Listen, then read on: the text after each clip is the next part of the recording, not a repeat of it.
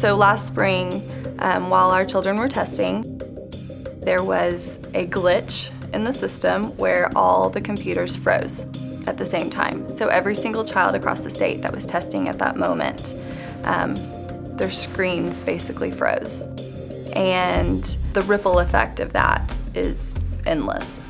You know, you've lost that day of testing, you've lost that day of instruction time, you've got to plan for a retest, you have got to get those children prepared again, and not to mention the cost associated with all of that. I was in these rooms when the kids were taking those tests, and I physically watched one student get kicked off the test 20 times. It would knock him off, he'd log back in, start the test again, get one question done, it would circle around like it was processing, it would kick him off, he'd get back on, and trust me, after 20 attempts, he was getting pretty frustrated. We finally got to the point where we said, that's it, we just log off, and that's the way it is. And so a week later, you put the kid back in front of a computer and say, okay, you're gonna take the same test again, and they're concerned about the same problem happening. Then they start working fast because they don't want the computer to kick them off again, so they start working faster than what they would have. And that happened the day it was kicking kids off, is they were just trying to hurry through so they could get done instead of really giving their best effort to the test.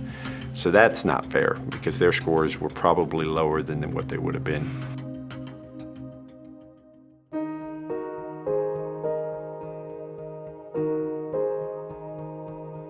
I've taken few tests that have been without incident.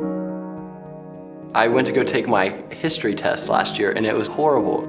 I went in, I think 3 or 4 times before I actually got the test taken. We added it up, and there were hours that we were just sitting in the computer lab, nothing was working.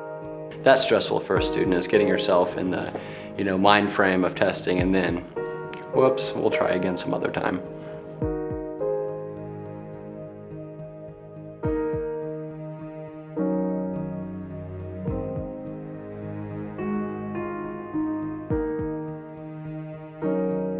Getting into college is a much different situation now than it was 20, 30 years ago. And the job market is certainly a lot different as well. You can't just rely on one degree anymore. In our international world that we now live, our students, when they come out of school and are competing for those jobs, will be competing with young people from other countries who will work for much less money, or many of these jobs are being automated or replaced by technology. So the jobs of the future are really going to go to those who can create jobs, not just fill jobs, but have the innovation, the entrepreneurial talents to see a need and create something new. And that's where we're losing this race. We need to help kids learn how to be learners and understand that they will have to learn their entire life. The world changes so quickly.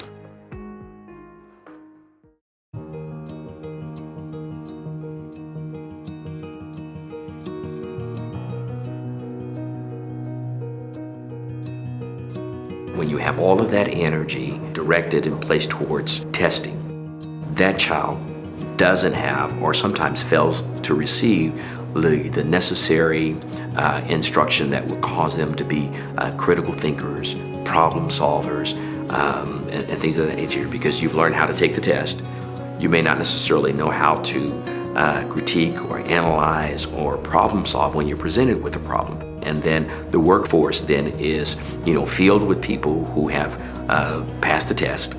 But on the job, when you need some creativity, you need some critical thinking, you need objective thinking, if those skill sets aren't there, then the company, the organization is going to suffer because what you have is a person who's learned how to take a test.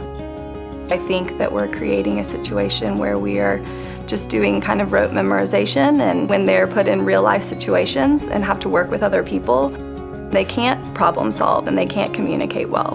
And that's not what businesses want. What can we do about high-stakes testing? What we do with any other classroom bully. stand up to them. If you are concerned about high-stakes testing in Oklahoma, take action. Together we can stand up against high-stakes testing and get this ineffective, archaic system out of our state's public schools. Get involved and spread the word. Tell your neighbors, friends, and family about the issue of high-stakes testing. Join your local parent-teacher association and present the issue to the group. If you are a public school employee, join the Oklahoma Education Association. We also urge you to contact your legislators. At notohighstakes.com, you'll find options to call, email, and tweet your legislators about the issue. Stand up against high-stakes testing.